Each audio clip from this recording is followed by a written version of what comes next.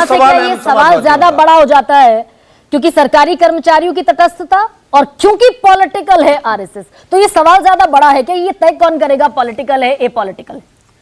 देखिए, पूरी चर्चा जो रिवॉल्व कर रही है वो इस पे कर रही है कि आरएसएस पॉलिटिकल है कि नहीं है। इस पे चर्चा कभी और हो जाएगी और पता नहीं इस पे चर्चा की जरूरत है भी कि नहीं। राकेश जी शायद मंद मंद मुस्कुरा रहे हैं कि इस पे चर्चा आखिर होनी क्यों चाहिए कि आरएसएस पॉलिटिकल है कि नहीं है। छोड़ दीजिए अभी उसको। सवाल इस पे आइए कि ब्यूरोक्रेसी क्या पॉलिटिकल हो जाती है, ब्यूरोक्रेसी क्या किसी के इन्फ्लुएंस में आ जाती है, इस ऑर्डर से आ जाएगी। अभी बोल रहे थे सुनील साजन साहब, इन्हीं से शुरू करता हूं। इनके सबसे बड़े नेता मुलायम सिंह यादव, उन पे इसी ब्यूरोक्रेसी ने 3 बार अपना स्टैंड बदल लिया। ये यूपीए सरकार के टाइम की बात है, जब उनसे समर्थन लेने की बात थी, आर्म ट्विस्ट कर दिया, सुप्रीम कोर्ट में बदल गए एक एफिडेविट, जब काम निकल गया दूसरा एफिडेविट, तीसरी बार तीसरा एफिडेविट। ब्यूरोक्रेसी कमिटेड हो गई है और आज से नहीं। हमने इसकी चर्चा की, थोड़ी आशुतोष ने भी की, थोड़ी आपने भी की। लेट 60s अर्ली 70s और उसके बाद से जो कमिटेड ब्यूरोक्रेसी और कमिटेड जुडिशरी का जो हवाला है, आप जज का नाम नहीं बताई, शायद A.N. रे थे नाम, जस्टिस रे, जिनको सुपरसीड करके बना दिया गया था। तो जो भी पार्टी सत्ता में होती है वो ब्यूरोक्रेसी को अपने हिसाब से ढाल लेना चाहती है। क्या कहता है ब्यूरोक्रेट जब ओथ लेता है, वो ओथ लेता है एक, मैं ओथ पढ़ के सुना देता हूं, हिंदी में पढ़ देता हूं। मैं शपथ लेता हूं कि भारत और विधि द्वारा स्थापित भारत के संविधान के प्रति श्रद्धा और सच्ची निष्ठा रखूंगा तथा मैं अपने पद के कर्तव्यों का राजभक्ति, ईमानदारी और निष्पक्षता से पालन करूंगा। अतः ईश्वर हमारी सहायता करें। अभी ईश्वर हमारी सहायता करें, ईश्वर तो उनकी सहायता करता नहीं, वो ईश्वर की सहायता मांगते भी नहीं, चाहते भी नहीं, वो पॉलिटिकल मास्टर्स की सहायता चाहते हैं। नीरज जी मुस्कुरा रहे हैं, उनके यहां जो ब्यूरोक्रेट हैं वो उनके हिसाब से चलते हैं। जो पहले मनमोहन सिंह जी के हिसाब से चलते थे, आजकल वो मोदी जी के हिसाब से चलते हैं। और उसमें से कुछ लोग जो मोदी जी के हिसाब से चलना चाहते हैं वो दरअसल आरएसएस से जो लोग निकले हुए हैं या जिनके हाथ में कमान है, नाम लेना ठीक नहीं होगा, जो लोग इंपॉर्टेंट पोजीशंस पे हैं उनके इर्द गिर्द चक्कर काटते हैं, क्योंकि उनकी पोजीशनिंग, उनकी पोस्टिंग, ये सब जितने लोग बैठे हैं, सुनील साजन से लेकर आरपी सिंह, सिन्हा साहब, लौंडे पाटिल तो खुद ब्यूरोक्रेट रहे हैं, उनको मालूम है कि कहां चक्कर काटने से कौन सी पोजीशन मिलनी है और किस बॉस को खुश रखना है। लेकिन ये 10 साल बाद क्यों सुके? आर के धवन थे, उनका बड़ा फेमस लाइन था, आशुतोष को याद होगा, मैडम डिजायर्स। वो ब्यूरोक्रेट नहीं थे, बाद में सांसद हुए, मंत्री हुए, वो पर्सनल असिस्टेंट थे, वो लिखा करते थे मैडम डिजायर्स। तो अब आजकल बिल्कुल आजकल वो लिखा हुआ नहीं आता, लेकिन होता है आरएसएस डिजायर्स। तो ये जो आया है फरमान, ये दरअसल उस बात की तरफ इशारा करता है या उससे बू आती है कि जब वो फ्री हो जाएगा, संघ की शाखाओं में जाने लगेगा। और सबने कहा, नीरज जी कह रहे थे कि भाई कोई आदमी निष्पक्ष तो नहीं होता, निरपेक्ष भी नहीं होता, उसके दिमाग में कुछ ना कुछ होता है, उसकी पोजीशनिंग तो कुछ होती है, उसकी आइडियोलॉजी कुछ होती है, तो वो जुड़ना चाहता है, वो जुड़ जाता है। तो ये बड़ा सवाल ये है कि क्या ब्यूरोक्रेसी जो 4 स्तंभ हैं, ठीक है, लेजिस्लेटिव, एग्जीक्यूटिव, जुडिशरी और मीडिया, आज की तारीख में आप इंदिरा गांधी से शुरू कर दीजिए और आज की तारीख में मीडिया की क्या स्थिति है, जुडिशरी की क्या है, तो आशुतोष, मैंने जो सुकेश से कहा, Ashutosh ji, history repeating itself, तो ये हाय तौबा क्यों? It is just continue. हाय तौबा इसलिए क्योंकि इस जो सवाल है उस पर जवाब मैं दूंगा। उस पर हिंदुस्तान का इतिहास काफी बदल गया।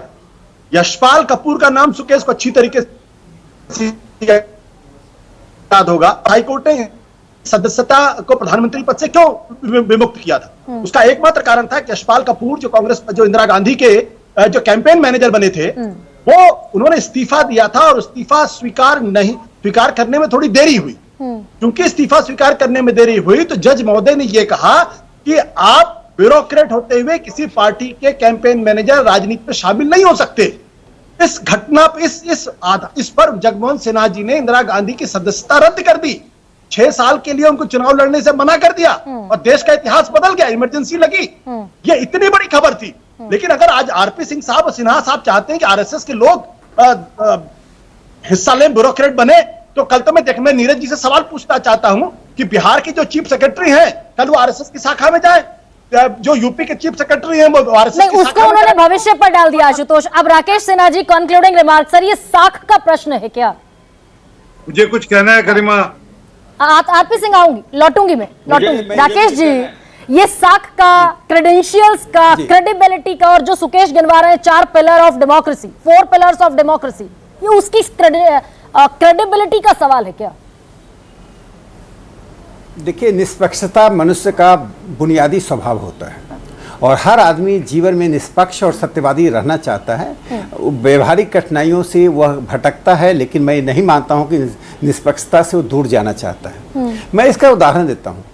एक न्यायाधीश पद पर जो व्यक्ति आता है वह भी किसी जाति का, किसी धर्म का, आरएसएस को आप छोड़ दीजिए, मुस्लिम लीग को छोड़ दीजिए, कम्युनिस्ट पार्टी को छोड़ दीजिए, वो किसी धर्म, जाति, परिवार का, कुल का व्यक्ति होता है।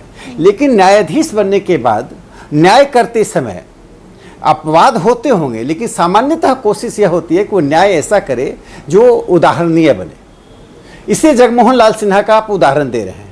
तो मैं कहता हूं कि यदि बिहार के चीफ सेक्रेटरी राष्ट्रीय स्वयंसेवक संघ की शाखा में जाएंगे तो यह उनकी कर्तव्यपरायणता को बढ़ाने में, देश के प्रति निष्ठा को बढ़ाने में और बहुत ही भावना के साथ भारत मां की सेवा करने का एक प्रेरणा मिलेगी। संघ की शाखा में जो लोग नहीं जाते हैं, संघ को जो जानना नहीं चाहते हैं, वही संघ की बाहर से आलोचना करते हैं। संघ के बारे में दोनों नैरेटिव में अंतर है। जो जमीन स्तर पर यानी ग्रासरूट पर जो नैरेटिव है, वो संघ को जानते हैं, पूरी श्रृंखला गिनवा दी राकेश जी। जो दिल्ली में नैरेटिव है वो नैरेटिव संघ से निकले हुए सारे लोग सरकार में नंबर 1, नंबर 2, नंबर 3, नंबर 4, ऊपर से लेकर नीचे तक सब Swayamsevak Sangh. RP Singh, concluding, 10 years later you got realized। तो आरपी सिंह साहब का नेटवर्क गड़बड़ है। सुकेश, आप कंक्लूड कर दीजिए। नहीं, मुझे मैं सिर्फ ये कह रहा था कि जो राकेश सिन्हा जी ने कहा कि कर्तव्य परायणता उनकी बढ़ेगी, किसके प्रति? संविधान, पॉलिटिकल मास्टर्स के प्रति नहीं होनी चाहिए। आशंका इस बात की होती है कि पॉलिटिकल मास्टर्स के प्रति बढ़ेगी, संविधान के प्रति बढ़नी चाहिए। मैं 2 एग्जाम्पल से खत्म करता हूं। मैंने कहा कि चारों जो हमारे पिलर्स ऑफ डेमोक्रेसी हैं उनको मजबूत रहना जरूरी है। उसका एक पिलर जुडिशरी है। बंगाल के जस्टिस जो अभी चुनाव में खड़े हुए, उन्होंने भूरी भूरी प्रशंसा की जब वो रिटायरमेंट ले रहे थे चुनाव लड़ने के पहले। आज रिटायरमेंट लिया, कल बीजेपी में शामिल हुए और उसके बाद चुनाव लड़ गए। जो हमारे संवैधानिक पद पे बैठे हुए वाइस प्रेसिडेंट हैं देश के, वो जब अपने कुर्सी से बैठकर ये कहते हैं कि मुझे बाद में रियलाइज हुआ, उन्होंने पहले बहुत संघ के बारे में कहा है, लेकिन चेयर से कहते हैं कि मैं 25 साल से एकलव्य हूं आरएसएस का और मुझे तकलीफ है इस बात की कि मैं संघ की first year OTC, second year, third year नहीं कर पाया। तो जब इस तरह के संवैधानिक पदों पे बैठे लोग जब ऐसी बातें करते हैं तो ब्यूरोक्रेसी में एक खास मैसेज जाता है कि ये लुक्रेटिव है। छोटा सा यहाँ ये रास्ता अपनाना जो है वो एडवाइजेबल है। ठीक है, 10 सेकेंड अतुल लौंडे पाटिल मैं दे पाऊंगी आपको। नहीं, सीधा सीधा है कि सीधा एक्सेप्ट क्यों नहीं करते कि हमारा पॉलिटिक्स से लेना देना नहीं है। फिर आरएसएस के हेडक्वार्टर में नागपुर में हर प्रधानमंत्री को क्यों आना पड़ता है और मोदी जी नहीं आए? ठीक है, अल्पमत में आते बराबर ये बात हुई और ज्वाइंट सेक्रेटरी पद पे। ठीक है, लेकिन यहाँ इस पूरे कार्यक्रम में जो निकल कर आया वो ये कि हिस्ट्री रिपीटिंग इटसेल्फ हुआ है, हो रहा है और शायद आगे होता रहेगा, ना हो इसी का प्रयास है कि ब्यूरोक्रेसी, जुडिशरी, ये सारे जितने भी पिलर्स हैं ये कम से कम डेमोक्रेटिक तौर पर इंटैक्ट रहें। ये सबकी जिम्मेदारी होनी चाहिए। सबसे बड़ा सवाल में इतना है। सबसे बड़ा सवाल